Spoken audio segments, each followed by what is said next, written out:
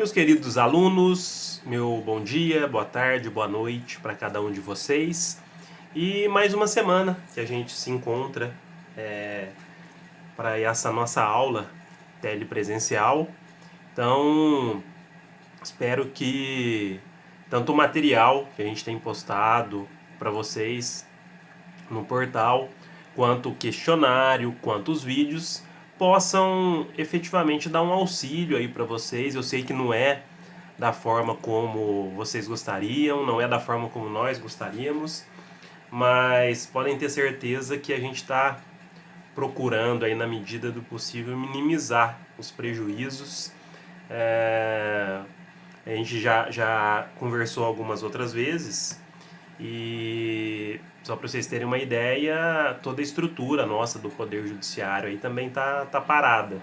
Então a gente não está tendo a movimentação com relação aos prazos, os processos, eles até têm esse movimento, a gente tem a movimentação dos processos, mas em esquema de plantão. Fórum, Justiça do Trabalho, Justiça Federal, tá tudo fechado. Essa semana mesmo eu voltei pro escritório, mas com atendimento bem reduzido aí. Mas eu tenho fé, tenho esperança, tenho a certeza que tudo isso logo logo vai se resolver e a gente vai voltar para os nossos encontros presenciais, vamos voltar às nossas vidas normais e vai ficar a lição, o aprendizado acima de tudo, em cima de tudo que nós passamos. E a semana passada nós falamos um pouquinho, na verdade a semana passada nós não tivemos aula, que foi feriado, né? Mas no nosso último encontro nós falamos um pouquinho sobre a questão do embargos de declaração. Então estou até abrindo os slides aqui que eu vou fazendo um acompanhamento com vocês. Depois vocês deem uma olhadinha em tudo que eu coloquei lá no portal. E aí a gente lembrava que os embargos eles se prestam a corrigir algum vício, alguma obscuridade, um erro na decisão proferida, tanto no âmbito de uma decisão proferida em primeira, quanto a decisão proferida em segunda instância. E hoje nós vamos ver um recurso muito específico, que é o embargos de divergência. Se por um lado nós temos a questão do embargos de declaração, que é muito utilizado, porque toda vez que a gente quer pré-questionar a matéria, e aí a gente falou um pouquinho na última aula sobre o que vem a ser essa questão do pré-questionamento da matéria, toda vez que nós queremos explicitar um ponto processual ali que a gente acha que não ficou muito claro na decisão proferida pelo magistrado, a gente tem o embargos de declaração. Por outro lado, o embargos de divergência, ele é um recurso muito específico em algumas situações pontuais que nós vamos poder utilizar o embargos de divergência. E é interessante, quando a gente fala em embargos, porque no código antigo nós tínhamos uma figura que chamava embargos infringentes. E aí, com a reforma do nosso sistema processual, esse recurso de embargos infringentes ele deixou de existir. Então, se porventura vocês tiverem algum livro anterior a 2015, muito provavelmente ele não vai trazer a questão do embargos de divergência, porque era um recurso que era possível somente no âmbito dos regimentos internos dos tribunais, e ele vai trazer a questão do embargos infringentes, que é algo que hoje não mais existe no nosso sistema processual. E aí a gente lembra, nós já falamos lá no início do ano passado, quando a gente começou a ver processo civil 1, e vocês devem ter visto também em teoria geral do processo civil, que as normas processuais elas têm início imediato quando existe uma alteração. Então tudo aquilo que foi praticado na vigência do código anterior teve validade. A partir do momento que nós tivemos a alteração para o nosso novo Código de Processo Civil, passa a valer toda a sistemática processual daquele momento para frente. E o embargos de divergência ele está disposto lá no artigo 944, inciso 9º, são cabíveis os seguintes recursos. E aí ele vem e fala, embargos de divergência. E aí interessante, nós falamos isso muitas vezes em sala de aula, mas vale aqui frisar e vai estar até nos slides. Hoje em dia, no âmbito processual, a gente tem a questão da unificação dos prazos de recurso. São 15 dias os prazos de recurso. E o prazo do embargo de divergência também é 15 dias a partir da prolação da decisão.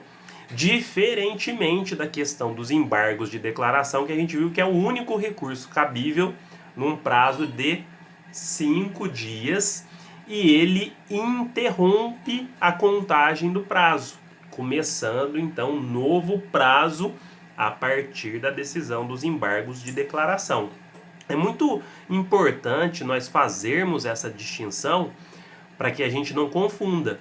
Quando a gente fala em embargos, uma coisa é embargos de declaração, outra coisa os embargos de divergência. São situações diferentes. E aí o que é o embargos de divergência? E aí os artigos do Código de Processo que tratam dos embargos de divergência, vocês vão verificar que é o artigo 1043 e 1044, porque ele só é cabível com a finalidade de uniformizar, na verdade, a criação do embargo de divergência nesse novo sistema nosso processual, ele visou a uniformização da jurisprudência, tanto do STJ quanto do STF. Então, tanto é cabível o embargo de divergência em decisão proferida em recurso especial pelo Superior Tribunal de Justiça ou em recurso extraordinário proferido pelo Supremo Tribunal Federal. Então aqui a gente já percebe a nuance do embargo de divergência, porque ele só vai ser possível no caso de decisão em recurso especial ou decisão em recurso extraordinário. Então a gente exclui qualquer outra hipótese de interposição do embargo de divergência. E aí a gente tem aqui, com relação ao Superior Tribunal de Justiça, o recurso de embargos de divergência é cabível quando o acórdão de turma ou de sessão divergir do julgamento de qualquer outro órgão do mesmo tribunal, ou seja, de turma da sessão ou da Corte Especial. Já no Supremo Tribunal Federal, são cabíveis quando o acórdão divergir de julgamento de turma ou plenário. Então, olha só que interessante. Na verdade, qual que é o fundamento do embargo de divergência? Unificar a jurisprudência tanto do Superior Tribunal de Justiça quanto do Supremo Tribunal Federal. O que é unificar a jurisprudência? E a gente sabe que jurisprudência são o conjunto de decisões proferido pelo tribunal. E aí a questão da unificação da jurisprudência é justamente no sentido de você não ter decisões conflitantes proferidas pelo mesmo tribunal. Então, você procura unificar o entendimento daquele tribunal.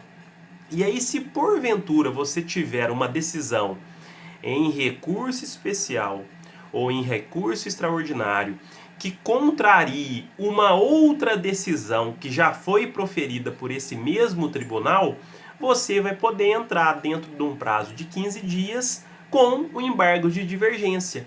E aí você vai trazer à tona nesse novo julgamento o que nós chamamos de acórdão paradigma, que é o que? Aquele acórdão que serviu como parâmetro para que você interpusesse o embargo de divergência para demonstrar que outra turma, seja do Supremo ou do STJ, teve um entendimento diferente do que aquela turma que proferiu a decisão no seu julgamento.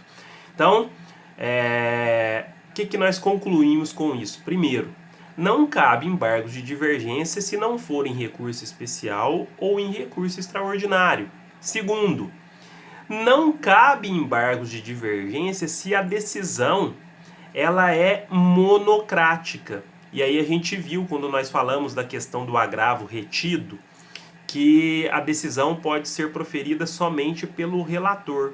Então, se a decisão, mesmo em recurso especial ou recurso extraordinário, for proferida somente pelo relator e não pelo órgão colegiado, também não vai ser possível a interposição de embargos de divergência, porque obrigatoriamente nós temos que ter uma decisão colegiada.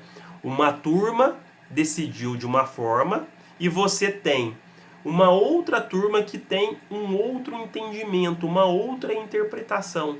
E é isso que você vai trazer para o seu caso concreto. Então a gente percebe o que? O embargo de divergência, diferentemente do embargo de declaração, ele vai ser usado em raríssimas hipóteses, até porque hoje em dia, e aí eu não vou me ater muito aos conceitos de recurso especial e recurso extraordinário, porque a gente vai ver isso um pouco mais para frente. São recursos muito específicos e muito técnicos. O que nós precisamos entender no primeiro momento é o que? Recurso especial é aquele recurso que é interposto perante o Superior Tribunal de Justiça, que analisa matérias infraconstitucionais, matérias que estão abaixo da Constituição.